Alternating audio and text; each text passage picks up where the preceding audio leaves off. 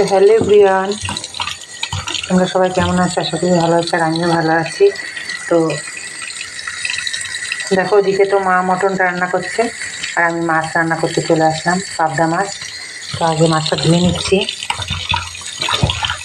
তারপরে পাবদা মাছের ঝাল করব।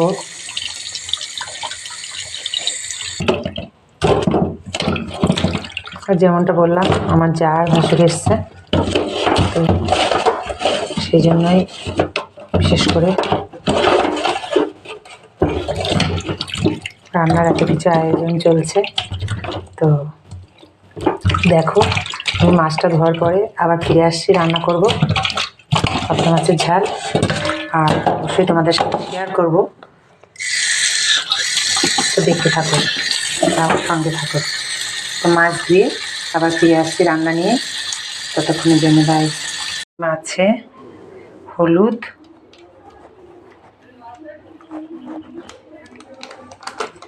অল্প করে সর্ষের তেল,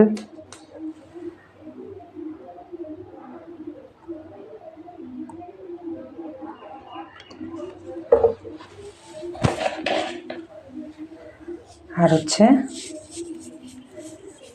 লবণ মাখিয়ে রাখবো, কিছুক্ষণের জন্য মাখিয়ে রাখবো। আর এদিকে দেখো, এই যে এগুলো পেস্ট করে নেবো আমি।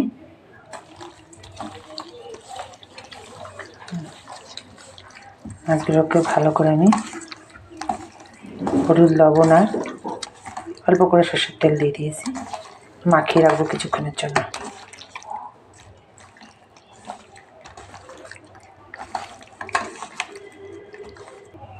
এখানে প্রায় 1 কেজি মাছ আছে। ভালো করে আমি লবণ, হলুদ আর সর্ষের তেল মাখিয়ে নিলাম। এবার আমি কিছুক্ষণের জন্য রেখে দেবো, তারপর আমি রান্নাটা শুরু করব। ভাজাটা, পাবদা মাছ ভাজা চলছে।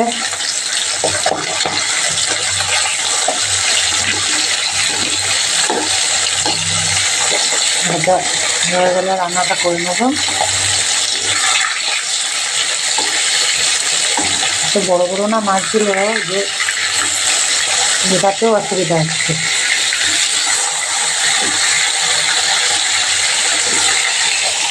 যখন এতগুলো ভাজবো,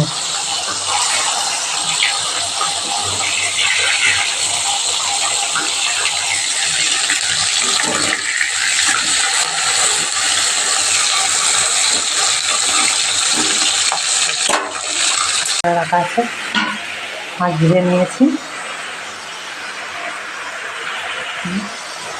আর ছোটো ছেলে মটন খায় না, ওর জন্য চিকেন আছে, কালকে করেছিলাম, ওর চিকেন আছে। আর এদিকে মাছের ঝালটা করব, আর কয়েকটা মাছ ভাজা করবো, ভাজা খাবে আমার যা। তো রেখে দিয়েছি কয়েকটা মাছ ভাজা করব। আগেই ধনে পাতা কুচিটা দিয়ে দেবো। আমার রান্না তো প্রায় রেডি, ভাত তাহলে হয়ে যায়।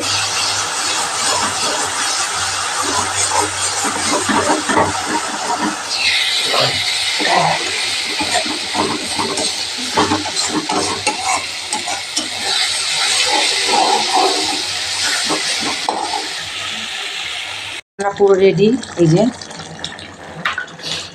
হয়ে গেছে, পুরো কমপ্লিট রান্না আমার। পাবদা মাছের ঝাল। তো তোমরা কমেন্ট করে বলো কেমন হয়েছে, আর কে কে খেতে চাও চলে এসো আমাদের বাড়িতে। আর তোমাদের বাড়িতে কী রান্না হচ্ছে অবশ্যই কমেন্ট করে জানাও।